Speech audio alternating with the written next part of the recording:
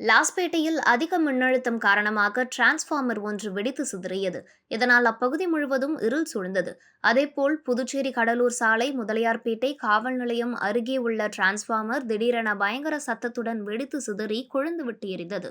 திருவிழாவில் பட்டாசு வெடிப்பது போன்று தொடர்ச்சியாக 20 நிமிடம் டிரான்ஸ்பார்மர் வெடித்து சிதறியதால் அங்கிருந்த குடியிருப்பு வாசிகள் மற்றும் அவ்வழியே சென்ற பாதசாரிகள் தலை தெறிக்க ஓடினர்.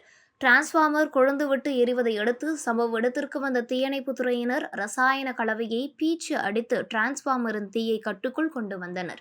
மேலும் திடீரென டிரான்ஸ்பார்மர் வெடித்து சிதறியதால் முதலியார்பேட்டை பகுதி முழுவதுமே இருளில் மூழ்கியது.